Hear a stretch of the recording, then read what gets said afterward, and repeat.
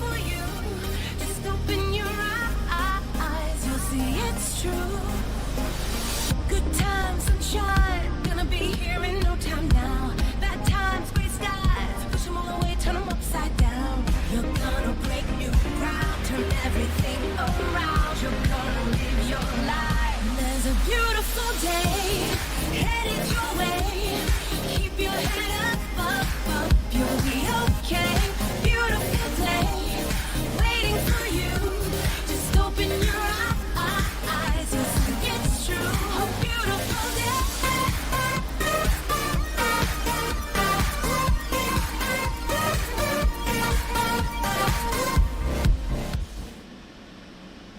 Welcome back, everybody. We're Booga Box live stream on Thursday. It is large project night. First, want to say sorry that we missed out on our stream last night.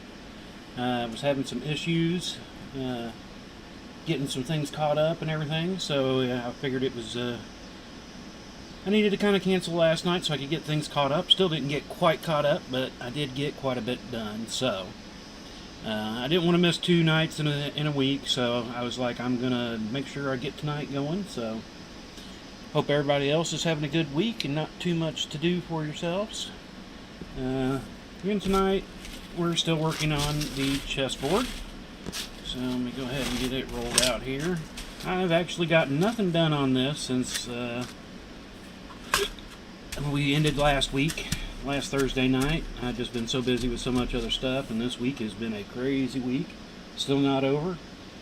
I had a lot of stuff still done to do today and tomorrow night. I've got another first football game of the band season, so I've got that going on tomorrow, and it's going to be a little crazy. But I'm going to go ahead and get started on this, and we'll kind of go from there. 2, 4, 6, 2, 4, 6, 8, 9. Well, like I said, I hope everybody is having a good week. I mean, even though I've been busy, it hasn't been a bad week. Just a lot of stuff to do. Trying to get caught up on things, and I'm in the process of doing several other things, updating my website. I got the band website I run, updating it. I have added some new stuff to the Booga Box, boogamail.com. And I still have a lot more I want to add to it, but we're slowly getting there. And if you started joining us a while back, when we first started this, you can actually you're starting to see the bronze starting to kind of, it's a little brighter down here, but when we first started, it's starting to get the patina I'm looking for, the little darkness to the bronze.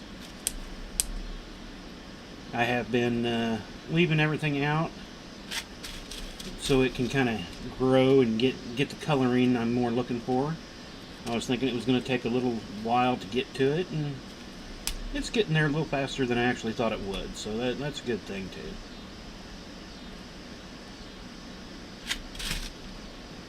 I need to get my closed bag open of rings, because when I get some new out, it'll be fresh again, so I need to get those opened and let them be in the air for the most part too, so they can start getting a little color to them.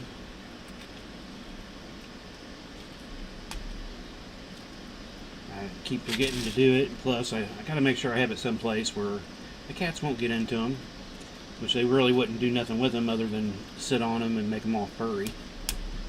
It's not like they would eat them or anything, but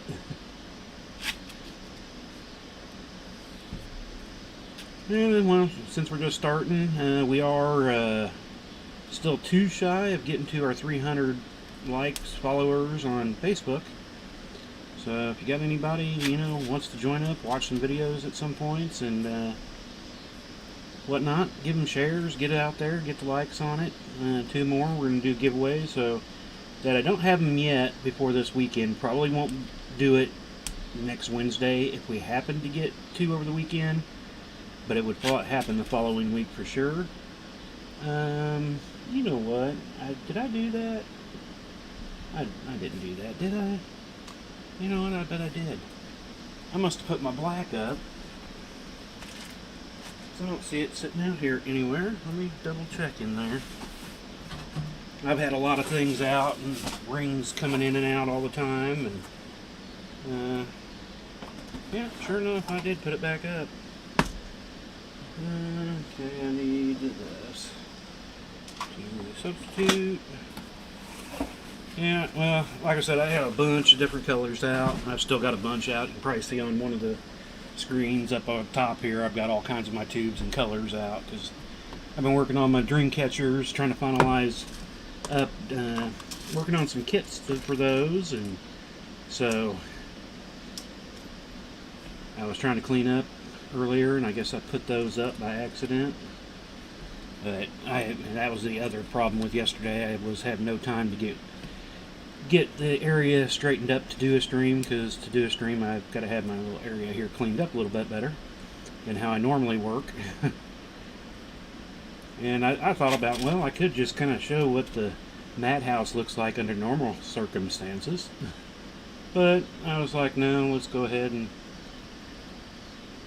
wait. And then today I finally got a chance to get most everything put up other than the rings, but I'm still working with all these colors that I've got out right now, and so just ended up going with it. Everything going well? Yeah, it looks like it. Had a few internet issues yesterday again too. That wasn't causing me not to stream, but just random days anymore on if the internet wants to work properly or not. And actually, when I started setting up my stream tonight, my computer was, at least Facebook, was getting really weird and slow. I was typing in a message to somebody, and I typed in the whole sentence, and I had to literally wait for, I don't know, it was probably 30-40 seconds before the whole sentence finally got typed in. I could just see the letters slowly coming across, and I was like, 7, 8, 9. And so I was like, well, I better reboot my system before the stream tonight. So kind of glad I caught that early enough that I could restart, because doing a restart, it's just a matter of, restart. But it can take, a little bit to finally fully shut down, and then a little bit to fully open back up with everything that I've got running, especially when it comes to doing a stream. So glad I did get it restarted though, because it was just going slow and acting weird, and I didn't want to have any issues tonight, because we only ran an hour Monday, I think it was, because I was just got so much stuff going on. I plan on trying to get to our hour and a half tonight. Hopefully we can not have any issues with anything, as long as cats don't give me any problems and nobody else needs anything. We'll hope for the best. Though I will have a lot of stuff to do after this. I got to get my cameras ready for tomorrow night's football game, and I still got a few. That was the other thing I spent a lot of time on yesterday, was working on all the pictures I'd gotten Tuesday night from doing individual band photos from Tuesday night, and I need to edit them and crop them and clean them up and get them posted to different places, so that I've got 2 different sets that I set up. I get the crop for the band, the parents, the kids, everybody. They can get just go grab these pictures of their kid, and then I got another set that I've got to crop certain ways so that they can be made into buttons, and a smaller crop of pictures for seniors so they can do senior banners. They use their picture to make big banners for football games to hang up to show off the seniors. So I had that yesterday, and it took a lot longer than I was planning. Way much longer than I actually was planning. But I had a lot more pictures this year than I did last year, so that was part of the reasoning. 5, 6, 7, 8, 9. I think last year I had about 45-ish kids or so. This year I had 67, I believe, in total, but I also had more pictures to go through. Every one of them, I took at least 2 to 3 pictures of them.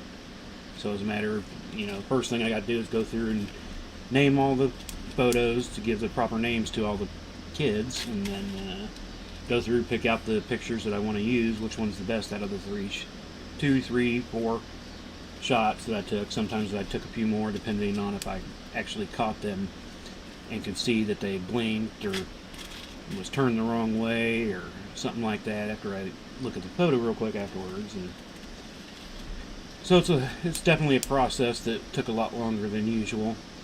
And I do normally spend more time over a week doing it, but I wanted to get them done quickly so they can get these buttons going, because last year they didn't get the buttons done until late in the spring, actually, instead of before marching season's over. And they still got them out there, and everybody's happy with them, but we're trying to get them out there sooner this year. So I was like, I'm just going to push through, get all these done quick as I can.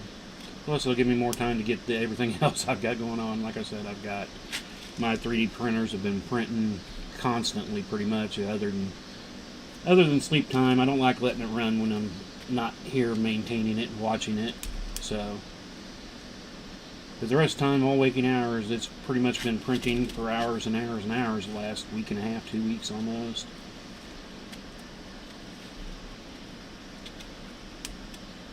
And just everything else. Like I said, all these other things I've got going on, and adding stuff to the website, getting pictures done of my stuff. That's one thing I've been putting off for a while, because that can take a while to get picture setup time, especially if I'm doing them in different places, which I normally do. I try to take them a few different spots.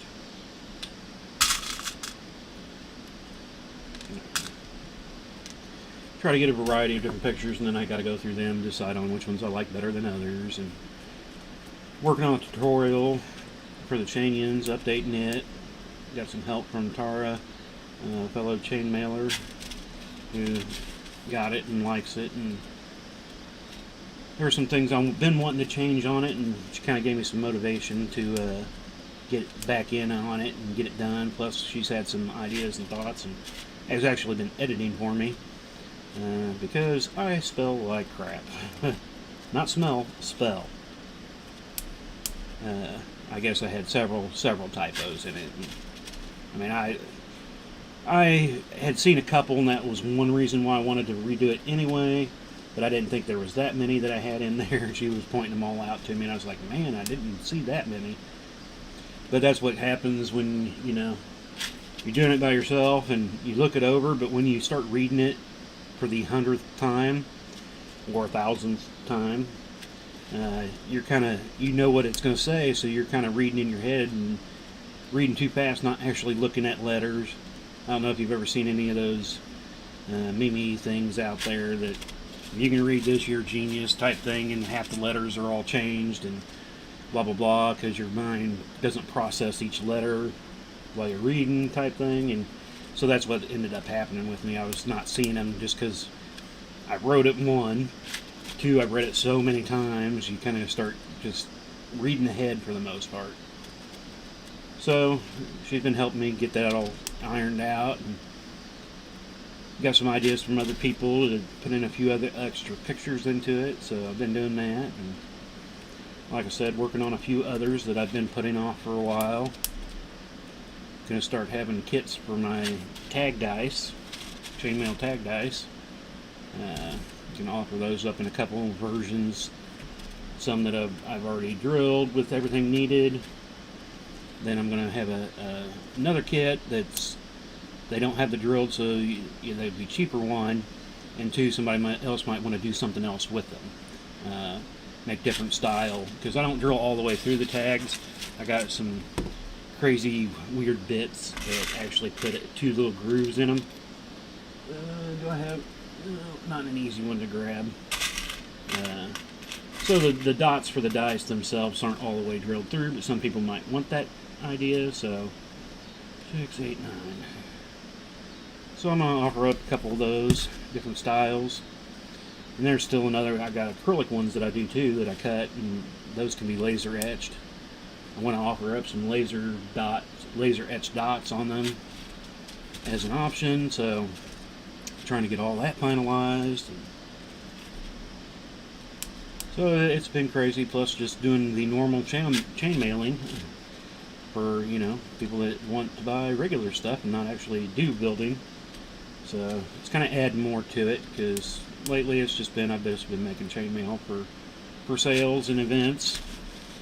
And, you know, I've been having the kits for the chainings that I do, and they've been going pretty decently. I have little spurts here and there on those, but so, and here lately I've been adding a few more bits for supplies for other chain mailers, so kind of doubling, not necessarily doubling the work, but adding a lot more work into what I already do.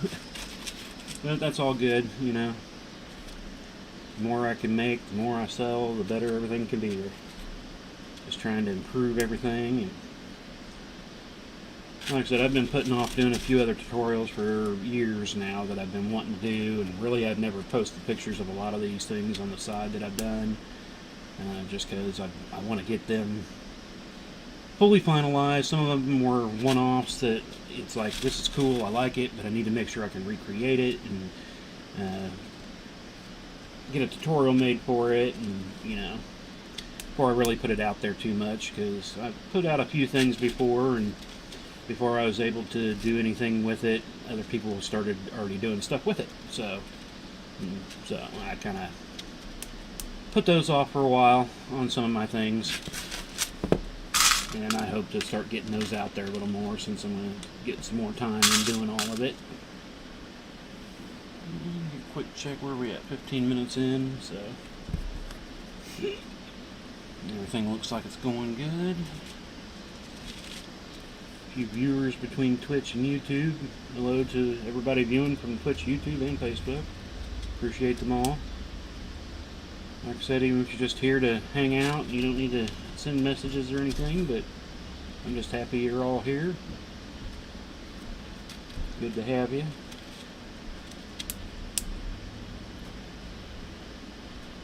But other than that, like I said, just been crazy getting things going. Well, I guess earlier today, you know, if you've watched any of my videos before, or any of my streams and whatnot, I talk about the cat all the time. She likes to go catch things and bring them in and everything. And today, it was actually pretty decent out today, so the back door was open more, and she was running in and out. She come running in, and I heard her coming, and she was doing her normal, I caught something in my mouth meow. And so I turned over there and looked at her, and she's doing her meowing, and I'm looking, and I'm like, well, you don't have anything in your mouth. What are you meowing about like that? You don't, that's the only time she makes that meow is when she's got something in her mouth. Next thing I know, she opens her mouth and drops this thing on the floor, and realized it was a spider. It was probably as big as this round opening, easy. I mean, with its legs probably hang over the side of this. And dropped it on the floor. Stupid spider started taking off, running under the other part of the basement door into the other side, and I was like, no, I don't want that big old thing running around down here, so I had to go chase down a spider she brung in.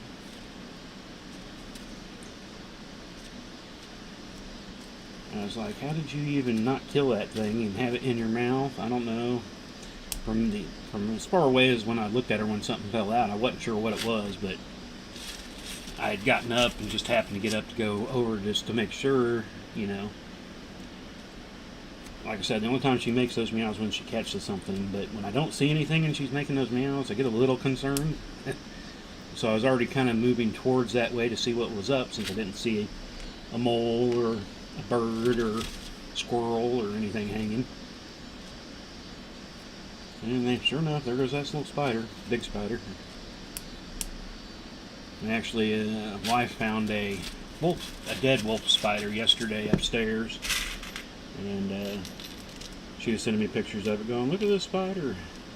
468. And I didn't know what kind it was at first, so I had to go look it up, and because it was definitely different than most of the spiders I see around here. This has been actually a spider week, I guess, but it is, you know, that time of the year, it seems like, where I always find more spiders everywhere. You know, we got one of those bulbous butt ones. Normally they're big orange bulbous butt ones outside. This one I can't. He looks more blackish and silver, or I mean, I couldn't get a good view of him because he's one of those that come out at night, builds this big old web in between things, and he just sits in the middle and waits for things to happen. And then in the morning he like packs up his web and goes home. When I went out there this morning, there was literally not any little web anywhere where he had strung it all up last night. I know he's hanging out on the bottom of the deck somewhere. I found, normally it's the big bulbous orange ones that do it. This one's a different color, but it was hard to see him in the dark. And I'll find him sitting there somewhere, camping out under the top of the deck somewhere. And I don't know where he goes home to at night, but he comes out and makes his big old web every night and packs it back up in the morning. I guess that's good in a way, because I hate the ones that leave them out and you go walking across and you go smack dab right into it. Which this one would have been. He was just right above head length, at least the center of his web. And if I would have gone past through that area, I would have been smack dab in it. But that's normally the place I don't walk at night, in between the shed and the deck right there. And I was out there doing cleaning litter boxes and looked over there, and sure enough, there he was, just hanging out. Yeah, I'm sure he's been the last several nights, but I haven't been doing the litter late like I did last night. Like everything else, everything was behind, so I didn't get the litter done till late.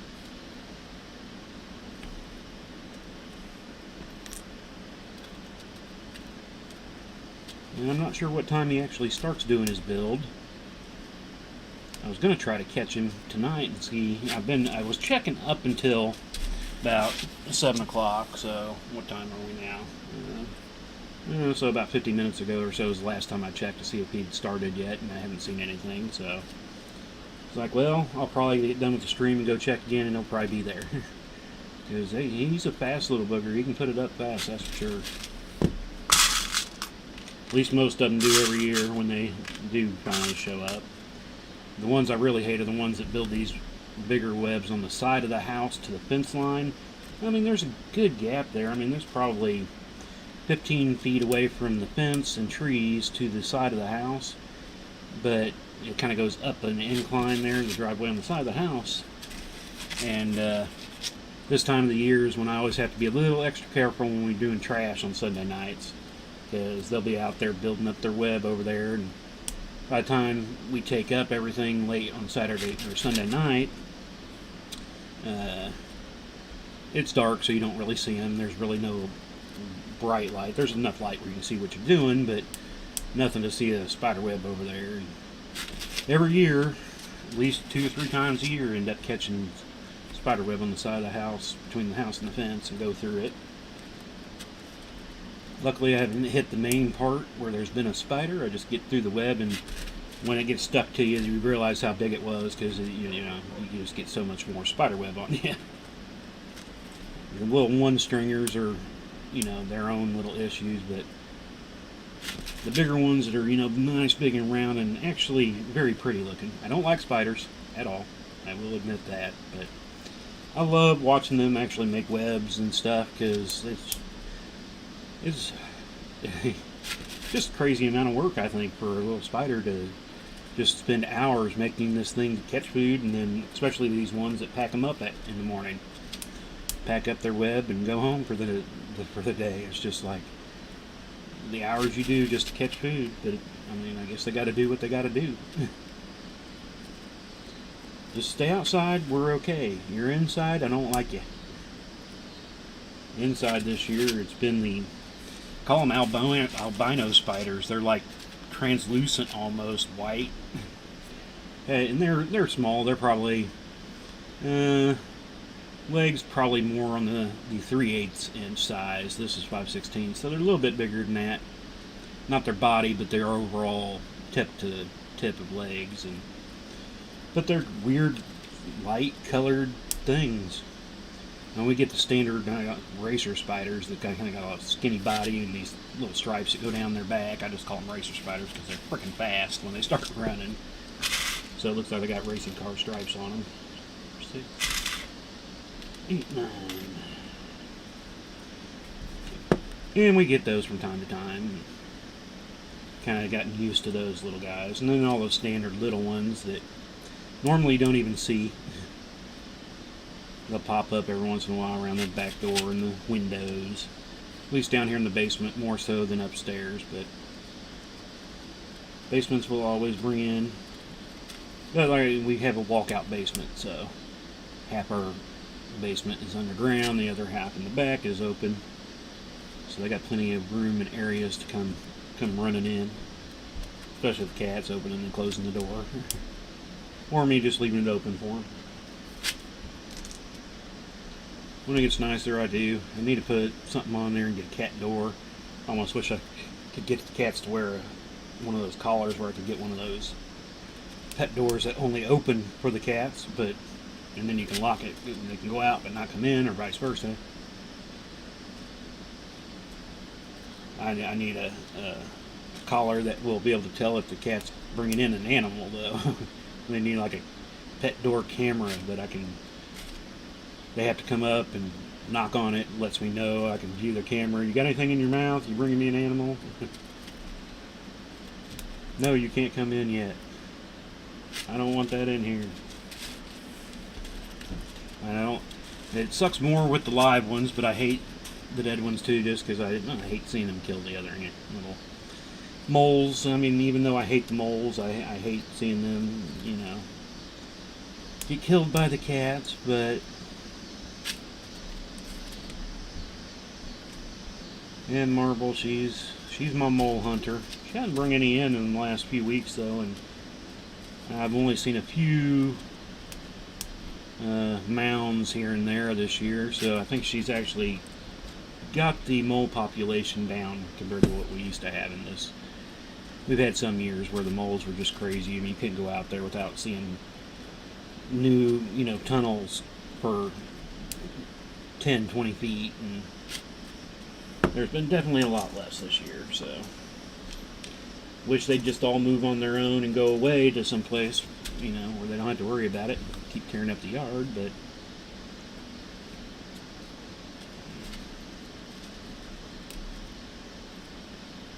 and anyway, Buzz used to be my snaker. He was the one that would bring in snakes, but he was always polite to them. He would never seem to kill them. There have been a few occasions where he got a hold of something and just trying to get a hold of him, I guess, bit him in the wrong area per se, and ends up getting him. But most of the time he was always pretty gentle with him. Bring him in all alive, and like I said, that causes its own other issue, because when they bring in a live one, then you got to chase it around. I don't know how many times I've had to go through and move stuff around down here to get back into an area where they were hidden, because they went running to hide. But since he's, getting older, and it's been less and less, and now with his diabetes and needing shots all the time, he definitely doesn't go out doing as much running as he used to anymore. And let's see, 1, 2, 3, 4, 5. Got 2 more to do. 6, 7, 8, 9.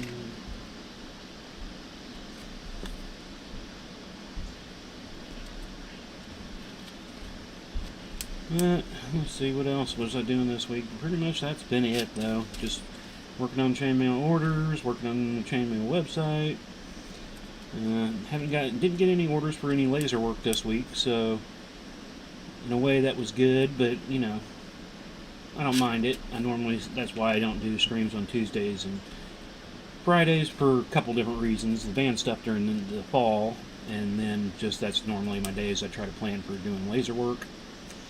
But I do plan on kind of opening up more laser stuff, adding some more of my normal laser stuff that I currently have. But the reason I actually bought the laser years ago was to do etched scales for my chainmail. And I've got quite a few. I've got hangers over here of scales and tags and stuff that I've etched up already that I use for my normal stock of stuff. But I haven't put anything on the website to sell. And that's something I've been wanting to do, though, is add groups of pre-made laser etched stuff. And then if you were watching this an hour later or whatever, and you wanted some special custom stuff. You know, it's if you can give me a graphic that's pretty much ready to go and it's nice and quick, it's a lot easier to do. I'm willing to do those a little cheaper. If you've got an idea and want me to come up with the graphic myself, I will charge a little bit more because I got to spend time, you know, getting them into the right format and all that. But I'm more than willing to do that too.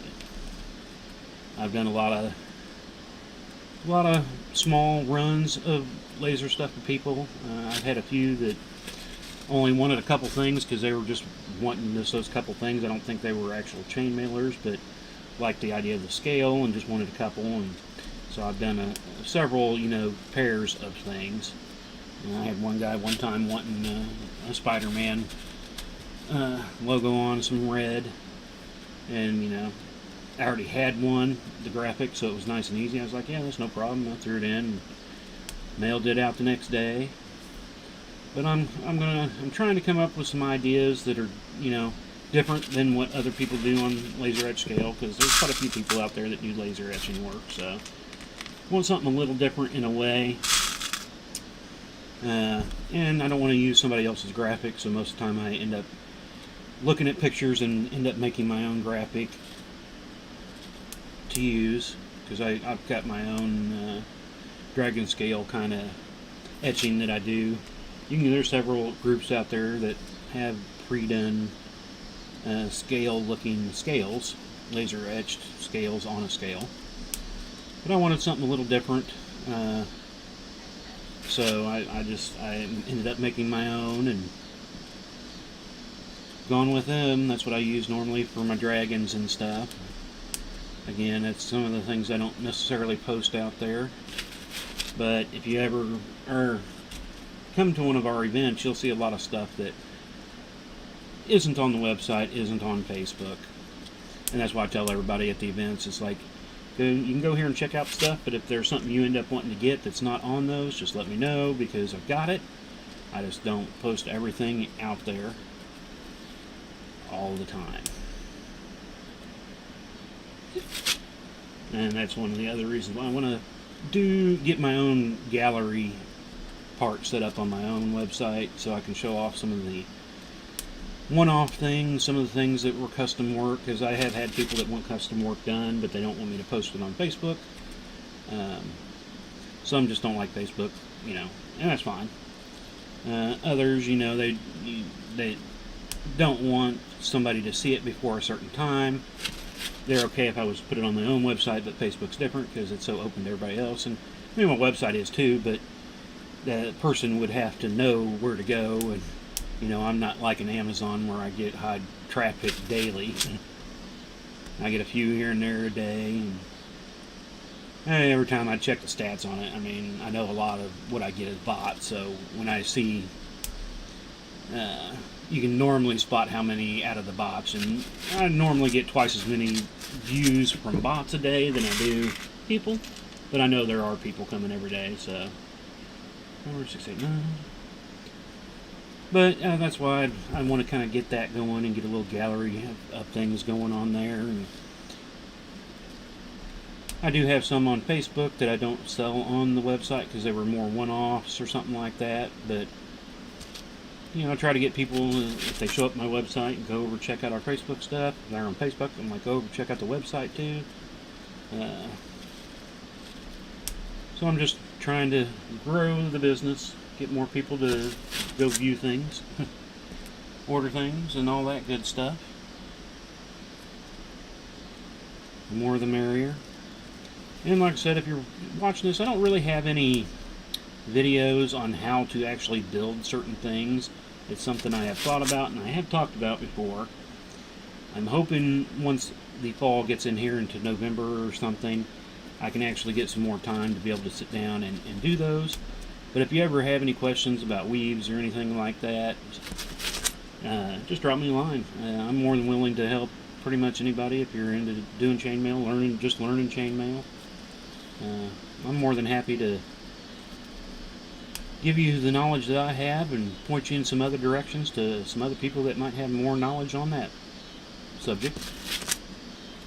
And if it's something I'm unsure of, it's something that I've done, but where I really don't have any tweaks or tricks to a certain weave.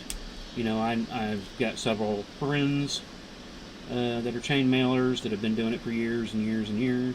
And I've been doing it for some years myself, but like I've always said, not everybody's going to have every piece of information on everything ever built. There are a lot of people that are very knowledgeable and have a lot of more information than I could ever have. But they still don't know everything, and I think most of them would say that's true with themselves, you know. Certain people have certain lines of stuff that they work in more than others. And some people like to do inlays more. Some people are more into the designing of new weaves. Some work in certain metals with their certain weaves.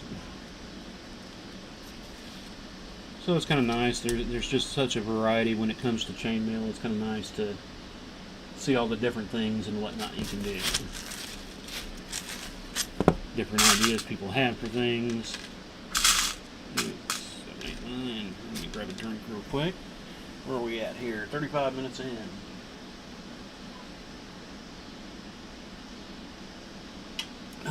So if I'll just go ahead and say it again in case you dropped in just recently or you're kind of skipping around watching the video later. I'm trying to get up to 300 likes on our Facebook page. Then we're going to do some giveaways. I want to do some live giveaways during the stream. Hope to entice people to come in and watch the stream and see what's going on, do some giveaways sometime. I know I used to do some through Facebook. I haven't done any in the last couple of years, but I used to have a giveaway once a month. I'd kind of like to get back into doing some of that in the more of the live side of the giveaways. But I want to make sure I'm starting to get a decent group of people. I don't want it to kind of fizzle where I've only got a few people that are coming in, so it's the same people that are winning every time. That was one of the reasons why, because I think it was for a good year and a half, 2 years, I was doing a giveaway once a month, and it started getting to the point that it was the, same people replying to get into the giveaways, and not that I didn't want to keep giving them stuff either, but I just, was hoping the giveaways would grow people to say, hey, I won this over here, why don't you come join me and see what's going on, type thing. And everything kind of went weird when COVID hit. Everything kind of slowed down. With not doing as many events, I was doing less chainmail, kind of, just because there was no point in making up a bunch of stock that I was just going to have sitting around. So that's when I started learning some more crazy, more intricate weaves, learning how more to do inlays and things like that, and just try to expand my own knowledge when it comes to chainmail. But now things are kind of starting to open back up, so we're getting to some events now. And I've been selling more online, so... Oh, excuse me. Like I always say at the end of my videos, I thank everybody who's gotten anything from us over the last couple months, because we've definitely picked up on our online sales here the last several months, so that's been nice. I've had, chain mailers buying some of the kits. I've had people just buying pre-made things already. I had one person about a month and a half ago got three of my juggling balls out of aluminum, and had one out of stainless steel that they wanted to use as a hacky sack. So it was nice to get the larger orders, but I enjoy the small single orders also. And like I said, you don't have to be into making chainmail to come watch a stream. Just kind of see what's going on, hang out, see anything new. That's all good. If you're a chain mailer, that's good too. I mean, I like chatting with other mailers, and sometimes it's just you're just around and hanging out, seeing what they're doing, chatting with them, gives you inspiration for certain things, maybe a new idea for something. It's kind of why I like to watch some other streams from time to time. I need to find me some more streamers. Just so I can hang out and chat. That's what I've been doing with this new group on a Friday nights, but I know here on some of these Friday nights I'm not going to be able to make it because I've got the football games with the band. But, it's really fun to hang out with them, see what they're doing. Like I said, Sometimes you can just get ideas from just seeing something that you've already done, but just seeing somebody else talk about that item can give you inspiration on something even new. So, I mean, you never know where inspiration will come from, especially in chainmail. Like I said, my chain ends came from just the craziest thing happening with my balls that I was using for my tag dice. Happened to roll away from me, get stuck on the bench in a certain way, and it was like, hey. So, I mean, you wouldn't think that I'd come up with something just because two balls rolled away from me on a bench, but sometimes you get these crazy things that come from nowhere for the most part. Just something will hit you sideways at times. Kind of what happened with the moon inlay. It was just kind of, I was like, I happened to see one at the hobby store, a moon-shaped wire ring. I was like, hey, that's cool. So I ended up buying it. I haven't used it yet because the moon that I ended up using, I actually used some old rings from a broken lampshade. And I'll tell you what, if you are a chainmailer, you ever see broken lampshades, stop and grab them, man. You never know. You clean those up, get them all, you know, they're not the best of, I don't want to say wire, but they, you know, normally it's a type of metal that you wouldn't necessarily wear as jewelry. So, but they work great as wall hangings. You can clean them up. They're not going to be like shiny, like you buy bright new shiny ones. But like what I did with the moon, and like I've done with several of my other things, you get them all cleaned up, and then you wrap the wire that's in the shape or your circle or whatever, 6, 8, 9, and wrap it in some type of ribbon. You can use many different things to actually do a wrap on them, just to cover the ring so it's not just bare metal. Give it a little color, give it a little flair, and they work well for that. But I took two old lampshade rings, two different sizes, and with the moon that I did buy, I kind of laid my rings out on it, going, well, this is kind of where the shape is. So took the round rings, I made my cuts in the two rings, and then I used my little spot welder and welded them together, and then I wrapped it up. Well, after I cleaned it up a bit, but I just wrapped it in some ribbon, and off I went. Now on Monday nights I've been working on a new star version. Now that one I did buy. I actually bought a set of them. It came with 4 different size rings in it that are all star shaped, and it was something I was like, I could probably make my own, but it'd be a little more difficult. I'd probably need to set up some type of jig that I can get nice angles and make sure everything's properly done. And then you got to use thicker wire, obviously, for that type of thing. So I was like, I'm going to just go ahead and use these that are pre-made. Plus, the one that I got, the set that I got, was all gold-plated, so it worked out well that way. I've made some out of stainless steel too. So I used to make my 4-inch rings out of, or my 4-inch rings were made out of stainless steel, and then I turned them into. I got all kinds of wall hangings of dream catcher style things, others that I've just put different decorative things in between it with different weaves. If you go check out some of my stuff, I've made one that I used, I think, 6 different sized round rings, and I put them, a large one this way, then the next one smaller would go in between at a 90-degree angle, then the next one would go in at the same angle as the first one, and back and forth. It really turned out to be a neat little thing, and I like hanging it from the ceiling in my events, because the wind will just kind of slowly move it around, so it just kind of twirls, and it'll catch your eye, because at certain angles, all you just see is what it looks like is just one ring. Then it starts to turn on you. Then all of a sudden you see the different colors. And I made it rainbow, so it looks really cool when it's kind of got a slow spin going on in it.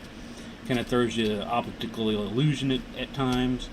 I've got a few pictures on it that the pictures you're kind of like, what? Huh? But then when you see another picture of it, you realize the structure of it. So then you look back at that other picture and you're like, I can see how it does that. So you just never know what you can kind of come up with out of different things. But I will say, you ever see any broken lampshades, grab them. Those rings come in handy. I've used a lot. Sometimes, you know, but people toss them because the cloth or the covering of the lampshade broke. but the rings are perfectly fine, and that's what I end up using to make my lampshades out of. So I don't have, now I have bought some lampshade rings just for the purpose of making them, but 6, 7, 8, 9. Other ones, you know, I'll use what I can do, and if I find them like that, I can make them and not have to buy them. I can charge less, because normally when it comes to something like that, I don't charge any extra for the ring supply of, you know, that big of a thing. I'll charge whatever it costs to buy that particular ring, but if I get them for free, I don't have to charge for it. Just charge for the time and the other rings that are attached to it.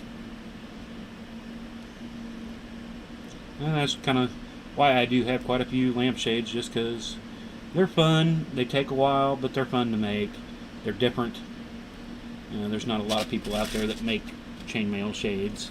One, because they do take time, and two, they're not huge sellers, but they're neat looking, so it does pull people in. Especially when I've done some night events outside where you got your own lighting, and I'll try to put in some of those disco lights and stuff in it that spin around, and they look cool, you know, spinning out on themselves just with the light, but then shining through and peeking through on a chainmail item is just really cool looking too. So I've had people come at some of the night events that we've done with the disco light going in there. We had to come over because you had this spinning weird light going on. We had to see what it was. We got closer to seeing what does it even work with. Chainmail. Don't know what that is, but like I said, I don't do, really haven't done any Renaissance style festivals where people know what chainmail is and, you know, know what to expect per se, and then there's a lot of people like, what is this called, chainmail? And then you explain to them it's actually, you know, like armor that they used to use during the Renaissance time and whatnot, and they're like, oh, you know, like Game of Thrones and stuff like that, where people have that type of armor, and they're like, yeah, but this is, we weave it a little differently and try to do other things with it. It doesn't have to be just armor. I mean, it's neat as armor too, but all of it, you know, there are many different weaves that we come up with for jewelry or structural purposes outside of being armor, because when it comes down to making the chainmail armor, normally there's only 2-3-ish styles that you really use. I mean, you got your Japanese style and your European style. It's kind of your basic two versions. There can be the weave like a 4-in-1 or a 6-in-1, you know. But if you want to actually make armor, that's when you want to start using something other than, like we're doing here. This is just butted mail when you're closing them up and they just butt together. When they would make the original type armor that way, they would actually rivet them, which is a lot more work and something I would really like to do. I've got some of my equipment to be able to do some riveted mail. I need a little bit more equipment to do it, because there is a process to doing riveted mail. A lot of heating, cooling, squishing, pounding, but it's really cool and you get more of an authentic look. And that's the kind of stuff that is actually can hold up to hits from a sword. You know, something like butted mail here, and like my jersey, my Chiefs jersey is a butted mail piece. You wouldn't really, it would help if you were getting hit with a sword to have it. A sword. It would be better, but eventually those butt ends will kind of start bending open and whatnot, and you have a riveted piece. It'd take a lot of pounding to break a rivet.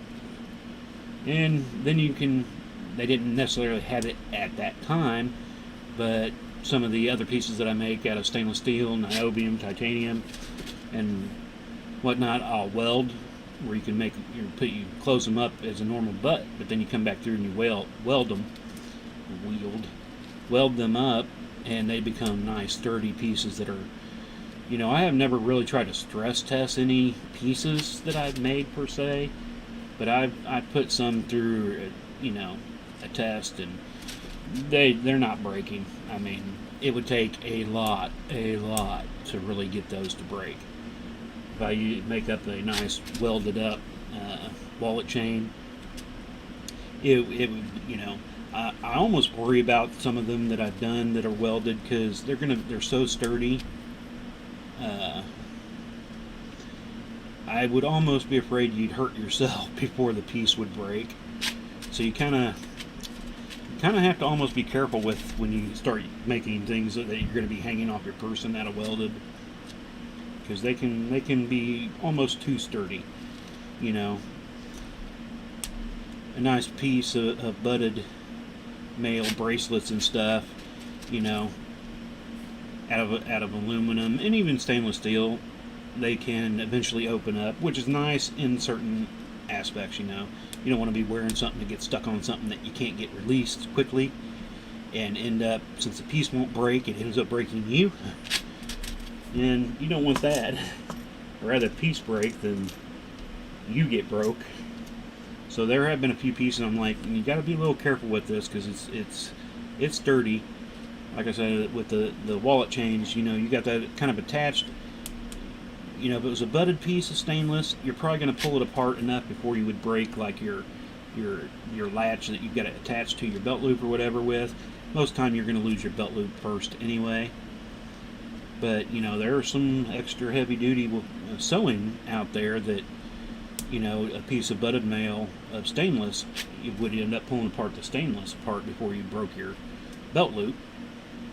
And so if that's extra sturdy, and then you've got welded or riveted stainless steel, yeah, that's when I'm like, you just want to be careful, especially motorcycle riders. You don't want to be driving down something and your chain gets stuck on something, and neither your belt loop or the piece of mail breaks. It can drag you around and cause some problems. So, and some of the bracelets that I've done, I've used some screw type shackles. Do I have one? You know, I've got a black one here. Yeah, need some more. You know, once these are screwed shut, you put your bracelet through and it'll connect like that on there. You know, these shackles, they're not bending, they're not breaking. If you use it with aluminum, you're okay, because the aluminum piece is going to give on you before you would start breaking your wrist per se. But if you use something like this type of a shackle on a stainless steel piece that's welded up, that is not going to break off your hand. I mean, break off your wrist. The piece won't. It'll break your wrist first. Yeah, you know. So I like to be a little careful on some of those things. I don't want to make them too sturdy per se. I want them to be good, but I also don't want them to hurt you. Let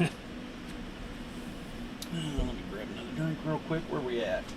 52 minutes in, so we're getting close. Let's see here. I'm on 1, 2, 3, 4, 5, 6. So this is row 7, right? 1, 2, 3, 4, 5, 6. This is row 7. 1, 2, 3, 4, 5, 6, 7. So just want to make sure I had my counts right. So this will be the last row. Make this square, then I've got 3 more rows of squares to do. So we're getting closer and closer. Like I said, I probably would have been done with this by now if I would have had more time to put in it outside of doing the stream. But here lately, it's been most of my time has been on the stream working on it. So just with all, like I said, other orders and doing some of the newer things that I'm doing, trying to finalize some new pieces and whatnot. When you're working on a new piece, trying to come up with a design, that can take a while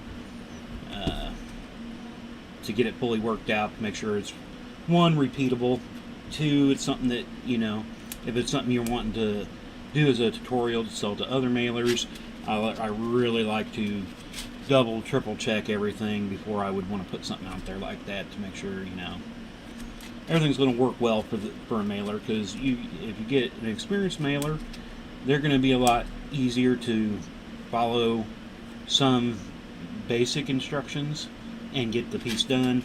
As somebody that's new to mailing, you kind of need to give more instruction to, just so they have an easier time getting through it.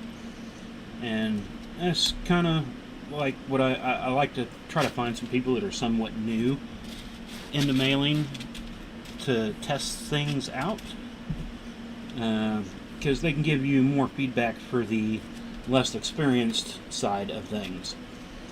Because once you've been doing it for a while, sometimes I'll find myself being too short with explanations, because I'm just so used to it. And a lot of times I'm talking with a lot of experienced mailers, so they get the gist of what you're saying without having to say it when you're doing something. So I try to spend a little more time in doing that, try to find me people that can help test things. And I used to have some people several years ago that were just starting out in chainmail, and I did get them some warrant cost to try to test these things out and for me, and get the feedback from them. And, chainmail, people will get into it for a little while, and then some get out of it because it is a repetitive thing. Some don't like it right off the bat. Some like it and then can slowly work their way out. And I've seen several that have worked out, come back, take breaks, come back, take breaks. So I'm always looking for people that can want to help out, see what's going on. I can help you out, do things. Try to improve everybody's chainmailing experience. Oh, come on, get through. Sean says over there at Mailworks, wants to chainmail the world. I don't necessarily want to do that, but I like to see people get into doing chainmail. It's fun because I've seen some people that haven't been into it all that long. After a few years, they're coming up with some pretty neat stuff and different. Maybe not a new weave, but they work it into a dream catcher a little differently. Instead of being a single braid of one type of piece, they start connecting it to others and make neat little mixtures of stuff. Even though it's kind of all standard weaves, it's just how you put them together can kind of change up the look and feel. So, and I've seen them come up after, working for a few years of just learning chainmail and making some neat pieces, Even though they just basically know basic weaves.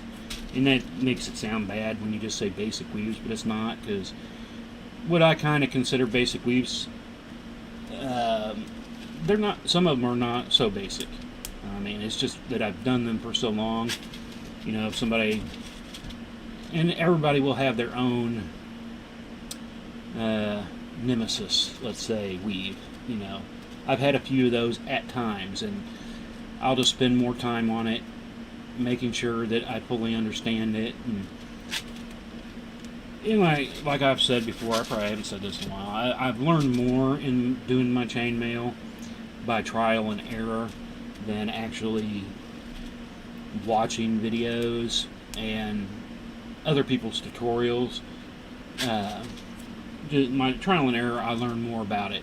I learned more about how ARs work, the actual ratio between the size of the ring and the size of the wire, because certain weaves need certain ARs to work right.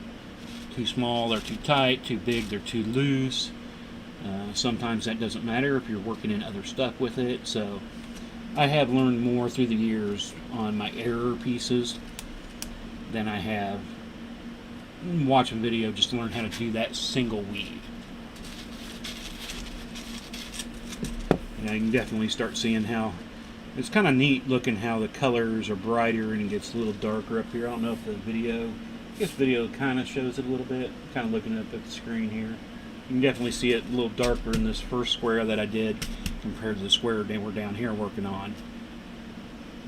It's kind of neat to see that. Hopefully they'll even out better. Once done, I'd hate to see that whole thing just keep getting darker, and this one gets darker but won't catch up with that darkness. But after I'm done with all this, I probably will give it a quick washing, clean up, make sure I don't have any little bits of dust or anything anywhere in it. But this is definitely darkening up more like the chest pieces that I had bought for this. And I'll be glad to. I will be pulling those out next week, at least to show some of the pieces on it. I've been wanted to get past halfway. We're past halfway now by a little bit. But I've just been so busy, it's like pulling out more stuff. And I'm trying to decide on how, I like how I rolled it up and did my checkerboards. But I can't make a bag big enough for all the chest pieces because they're just so much bigger than a checker piece. So I'm trying to decide on how I want to have that go along with this. I might leave them in the original, it's just a cardboard box with the little plastic parts that'll hold each individual piece. It wouldn't necessarily be practical for carrying around like I do with the checkerboard. It's kind of nice because you can roll the board up and then you've got a bag that holds all your pieces, and so it can all be kind of carried around as one unit and somewhat small. This will definitely be bigger and harder to carry around, but so I'm still trying to figure out what I exactly want to do like that, but I don't want to put too much into it because, like I said, eventually this will have chainmail pieces for it. I'm still working out my designs on those. I haven't had much of a chance lately to get into those and do those. And so I'm hoping I can get more time in that here soon enough. Because I definitely want to get the rest of my pieces designed, and I might do a tutorial for them. I don't know. I mean, a lot of people probably wouldn't get into a project like this, but there, some people would, because there would be a lot to doing the pieces. The board itself is actually basic inlay, so that's easy enough for that. But to do the pieces, they're going to be, a lot of different ring sizes, a lot of work going into each piece, because some of the pieces I haven't actually timed out doing like the pawns that I've already designed, but I think the pawn, if I was to do one start to finish and give it a time on it, it'd probably take me about an hour and a half per pawn. So I mean, you've got 8 pawns you'd have to make up. You're looking at about 10-12 hours of work just making the pawns. And so there's a lot more work involved in that. And that's why I decided I want to do the board first at least, and then I can kind of expand off of that and get the pieces going and start showing it off a little more and more. 36, I gotta remember after this row, I gotta switch colors again. I know one time I forgot to do that. I had to take out about a half a row. Yeah, I guess it was more like a third of a row.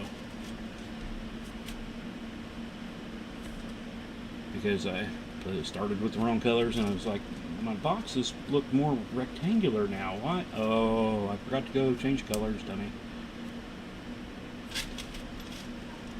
I think I did part of another one too that way during a stream. I think I had only gotten into like one box when I realized what was going on. I had to pull it out. But one time off of a stream when I wasn't recording or anything, I was up to almost half, if not a half, it was a third-ish or so of a row that I had to remove.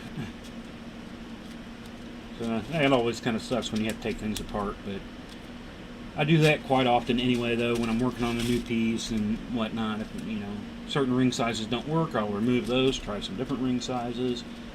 Sometimes I go back to the first ring size on the one part, but change up the next part in different rings, But that's what's kind of fun about, just sitting around.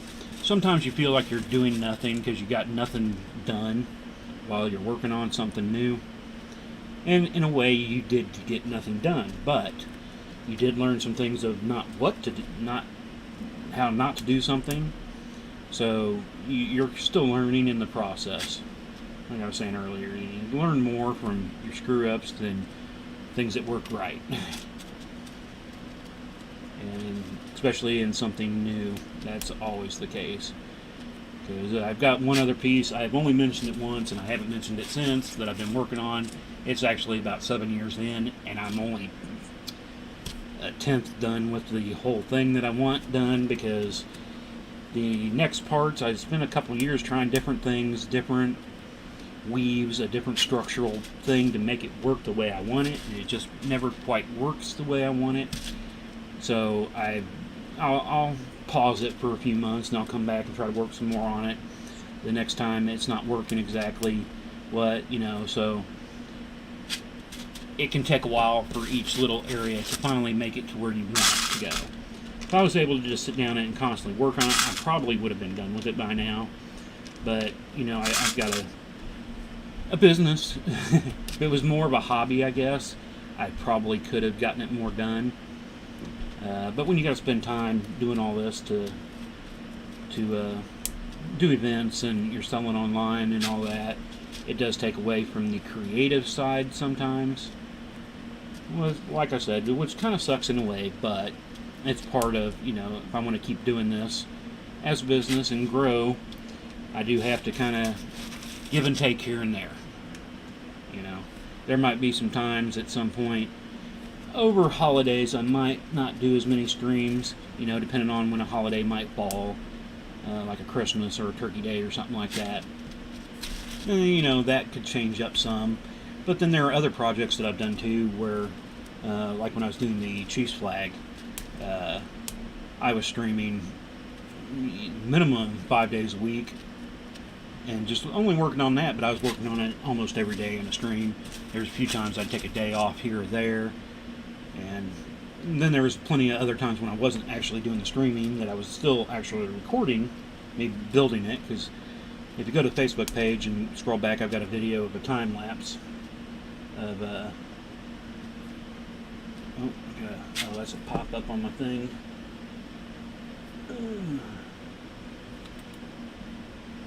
I've got a message here.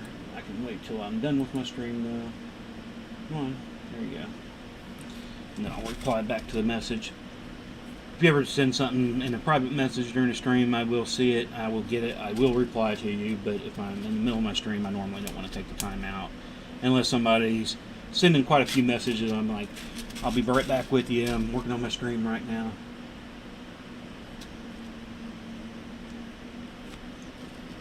Just so, you know, they know that I'm not trying to ignore them.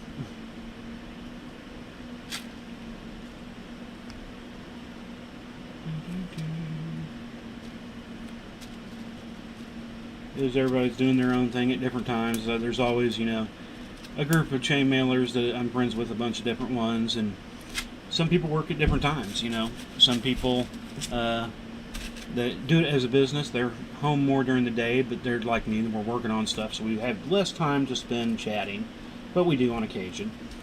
And then you can't get a hold of them at other times because, you know, they got family things they do at night and certain things, you know.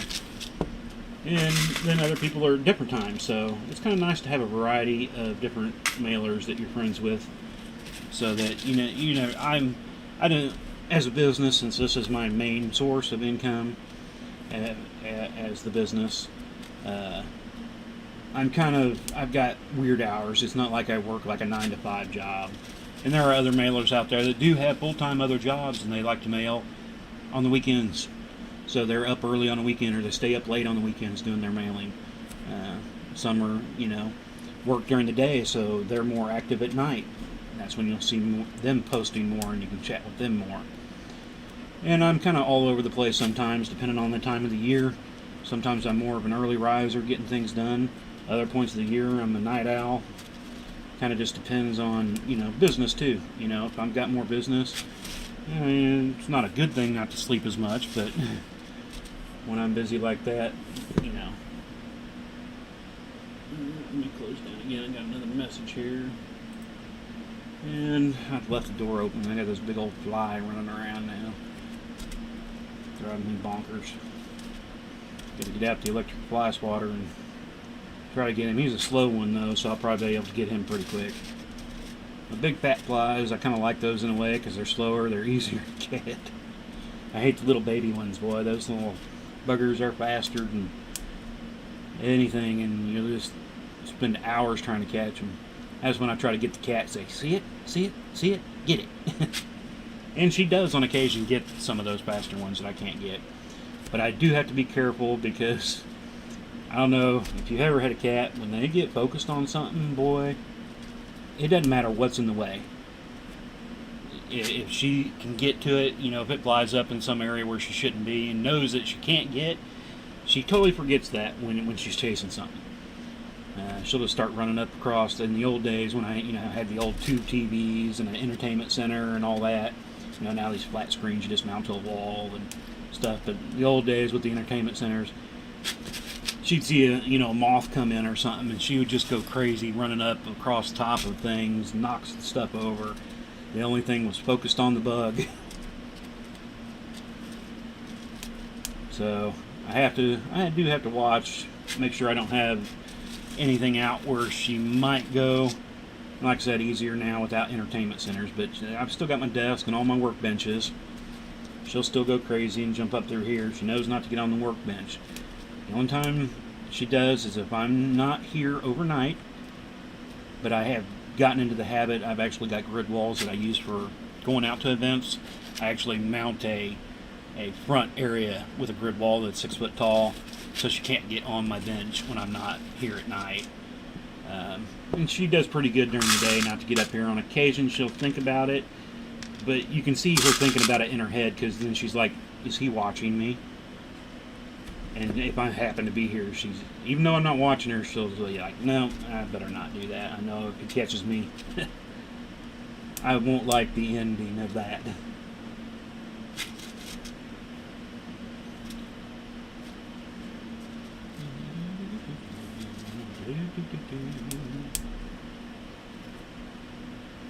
But yeah, I don't know how many times she's knocked over. I like eagles, so I have a lot of eagle statues and stuff that I've had through the years. And if you ever seen the rest of my room, I've got posters, I've got framed artwork of eagles, I've got all the ceramic eagles, and she's broken several through the years by jumping up and running across and knocking all my eagle stuff down. Most of it now is up high enough where there's no way to get to it for the most part, and I in a way I have less. I don't display as much as I used to of all my eagles, because now I've got more things with chainmail that I'm displaying too. But they're still put up and I still have them. But yeah, she used to knock over a lot of my eagle stuff all the time. It used to drive me nuts. It was actually got into eagles when I was a kid. I think it was 3rd grade. We had a project. We had to pick an animal, and yeah, I might have told this story before, but had to pick an animal and do a report on it. We were doing this whole week-long thing. It was more learning how to use the library in 3rd grade, how you do research when you're looking up for something. And so the project was pick an animal, and the cat's doing her door open further than it was.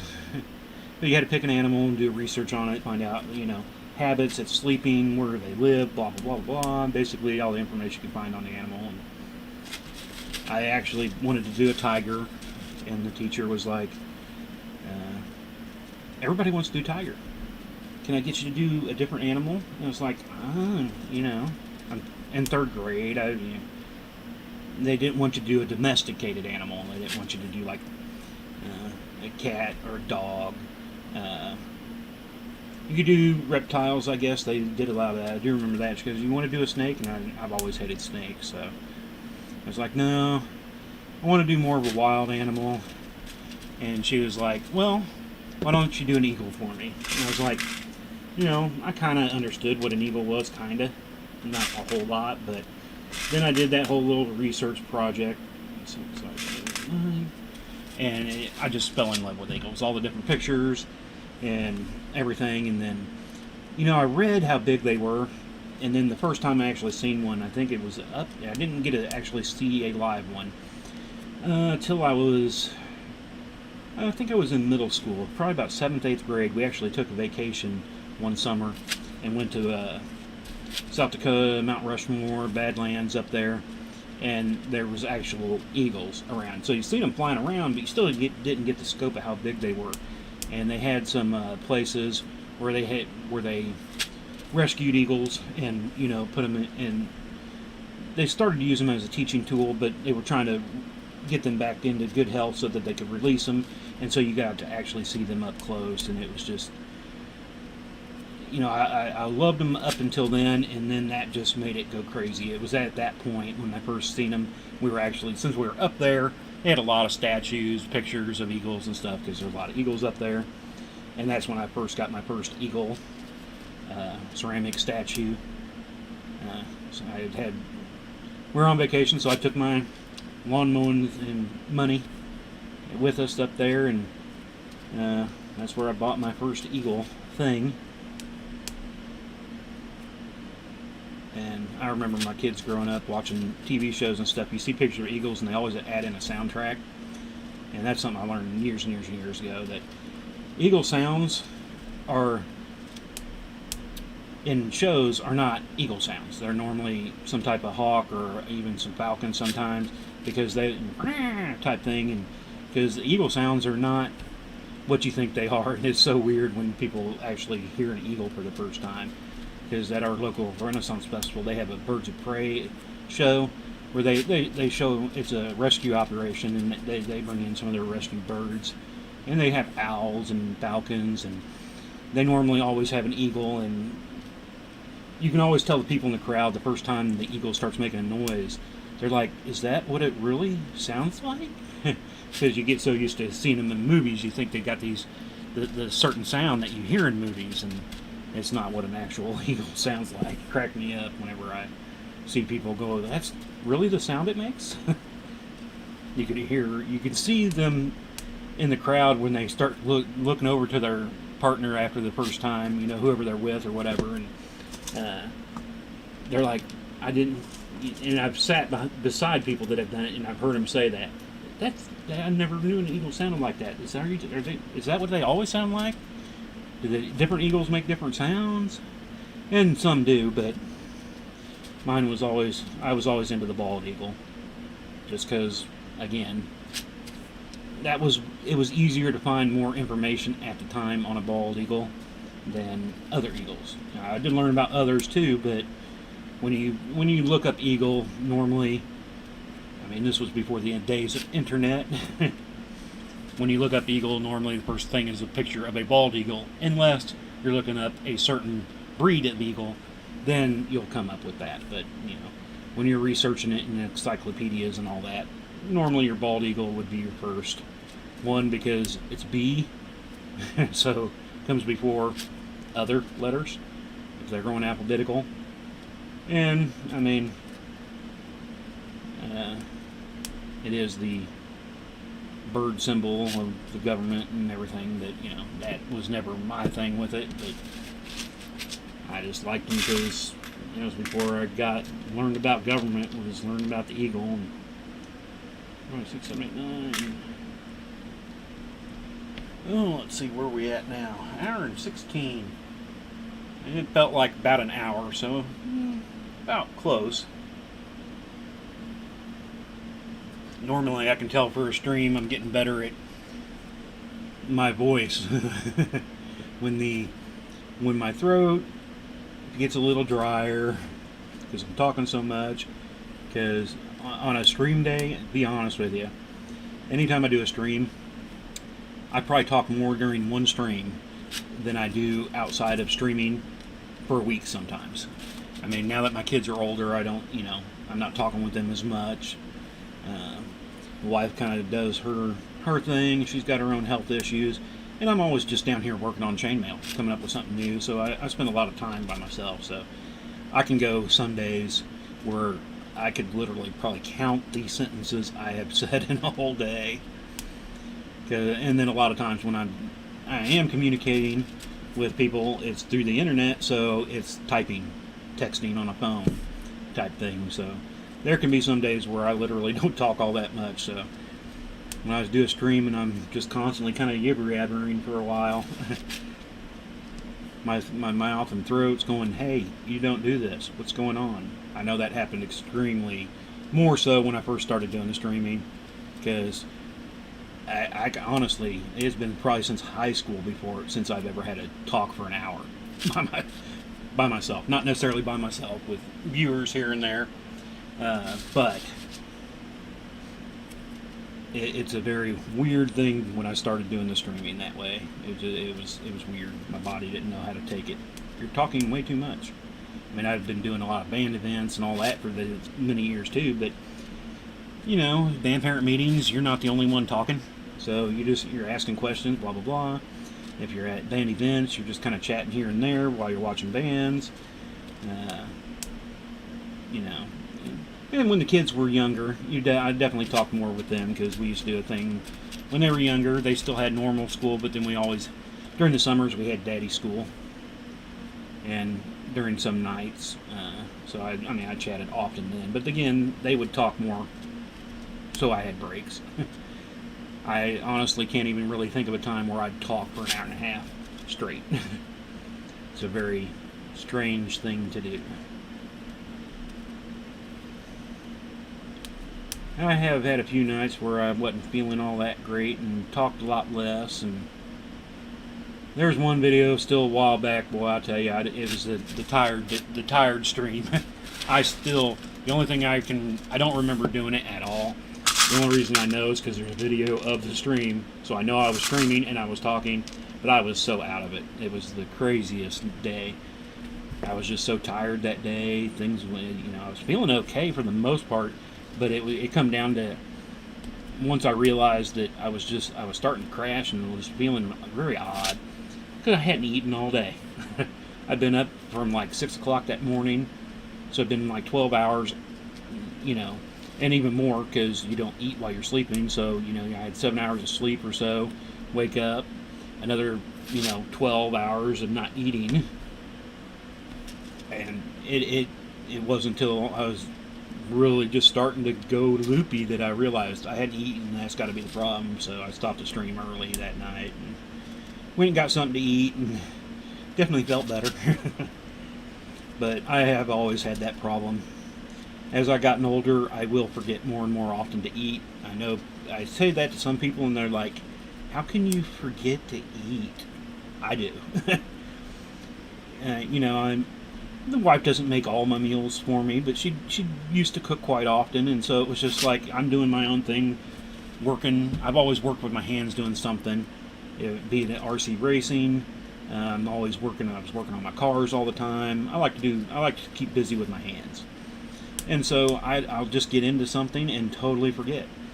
And nowadays I'll have the same problem when I'm working on a computer. If I'm really getting into a groove on because I built some websites for different people, how I help them run their websites. If I'm doing a lot of coding, it's all self-taught coding. I'm not, didn't go to college to learn any of it. I just kind of learn on my own. So there can be some times where I'm reading for hours trying to learn something new. And I'll do the same thing when it gets into that. I'm working on graphics for the laser system and whatnot. I can go for a while and not even realize that, I need to eat unless the wife hollers at me and says, hey, it's dinner time. And I look at the clock going, oh, it's 5:30, it's 6 o'clock. And I thought it was noon.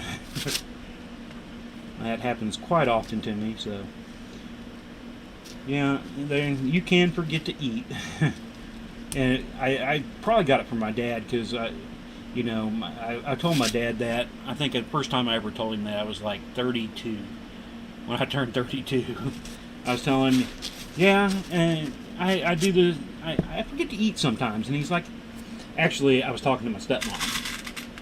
She was on the phone, and I was chatting with her, and I was telling her that I'd forgotten to eat that day, and so I was getting a little weird and loopy, and she's like, your father does that too. How can you forget to eat, you weirdo? And I was like, it just happens. It's like you just kind of get into something, and me and the wife, we had our issues when we first got together. We've been together since high school, so actually I was just out of high school. She was getting out of high school when we kind of started getting together. We had a little bit of rough patches here and there early on, but we've basically been together for 30 years. And so I didn't, like I said, she doesn't always make all the meals. There was times when the kids were younger and stuff. I used to do a lot of the cooking then too. But that's one thing also, when I'm doing a lot of cooking, I have a hard time eating after I'm done cooking because I'm constantly cooking, I was a cooking in high school, and a little bit after high school I was a cook at a Holiday Inn. So I've done a lot of cooking, and so when I'm cooking, I normally don't like to eat either. So it just leans towards I forget to eat. I was never a big early morning breakfast fan.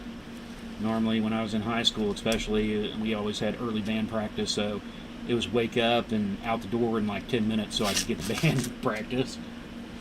At school, I might grab a little something out of the vending machine to snack on till lunch, and if it wasn't for having an actual lunch period, I probably wouldn't have eaten in high school either. There were still some days if there was something extra I was wanting to do, I'd go hang out in the band room instead of going to lunch hour, because I could go there, and one, I'd help out we always had, during lunch break, during our lunch hour, was the freshman band. So when I was older in high school, I'd normally go down there and just hang out with them and help out the freshmen, learn, teach them, kind of type thing. So I'd spend a lot more time down there.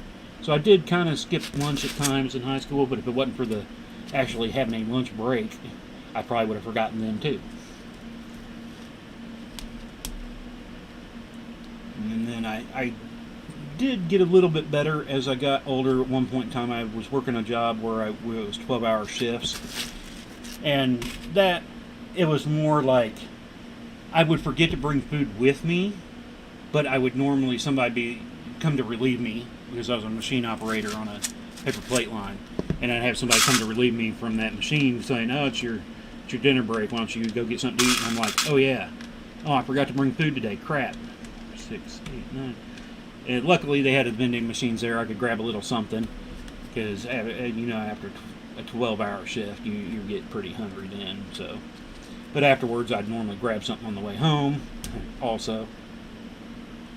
But it was actually kind of a nice job, and it's kind of silly you don't think about it too much, making paper plates, but I kind of enjoyed that job. It was 12 hours a day, 4 days on, 4 days off.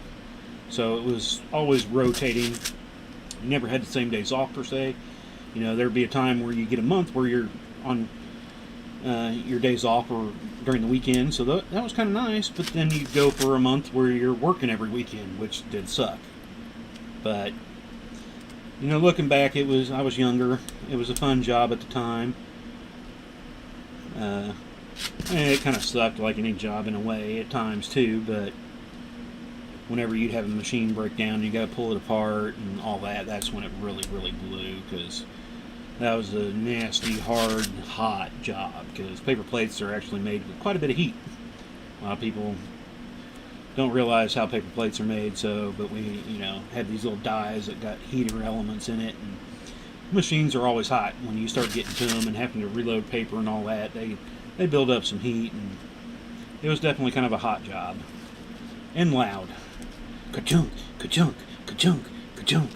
As it's cutting out the dies for the circles of them, and because the big machines we had, they basically start with this 4-foot wide piece of paper, kind of. It was bigger, thicker stock, obviously, for paper plates. And you'd have 3 or 4 of those being fed into this one machine and loop up, come down. You had 6 dies that were kind of offset, so they could fit into a smaller size, so you had less waste. And they'd come down, stamp this thing out, and they would slide down into the heat press parts, and these things would come down and slam into them and give you your shape and structure to your paper plate. And so it was a loud and hot job.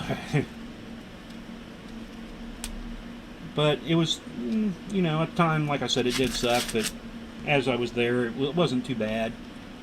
Looking back on it, it's like, I probably should have stuck around longer than I did at the time, but young and dumb, so like I said, I've done a lot of things when I was younger that was kind of stupid.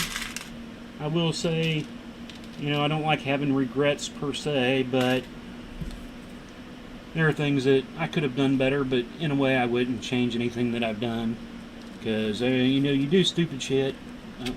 Stupid stuff. I try not to cuss on the things, but you do stupid stuff, you learn. It's kind of like I was just saying earlier about you learn more from doing something wrong in chainmail than right. Kind of the same way as you're growing and learning as a human.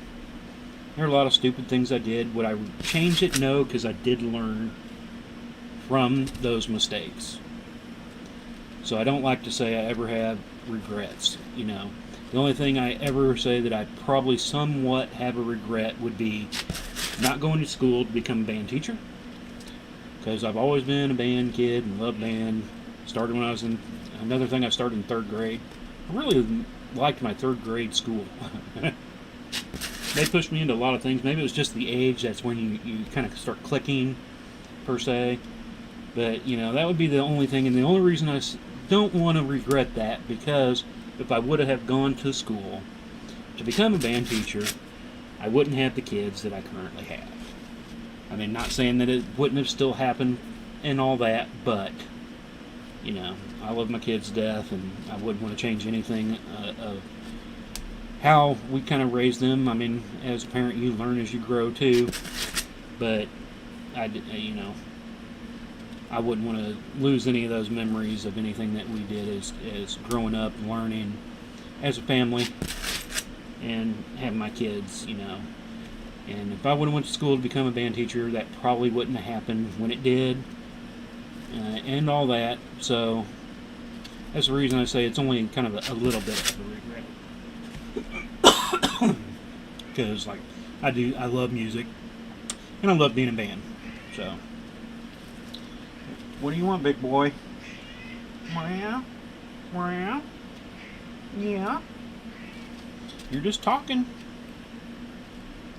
He's ready to eat. Must be getting close to 9. You're a little later tonight, though. Oh, it is 9, isn't it? We're at an hour and a half, crud. That last 15 minutes flew by. He's got a little while longer to wait tonight, though. He got fed and shot this morning a little late, so he's got a little later to wait tonight. But he does start talking to me early and saying, "I'm hungry now," and "No, you gotta wait, big boy." So, since we are at an hour and a half, I'm going to do my little ending spiel here, saying thank you all for joining me. If you're watching now or later, I appreciate all the likes and shares of everybody that's done anything. Thank everybody that's gotten stuff from us. Don't forget to check us out over on YouTube and Twitch. We have a stream. Our stream goes up live over there too. You can find all these videos on our Facebook page, on our YouTube page. You get a little bit of saving of Twitch page. I think they only save about a week's worth, but the other places they have all the past weeks that we've ever done. And I want to thank everybody again, since I guess it'll be Monday before you see me again. Kind of weird having only 2 days this week. I think that's throwing me off too. Feels like it should be Wednesday right now, since I took off last night. So, thank you all for joining us. I hope you all have a great weekend, and we will catch you on Monday. We'll see you later.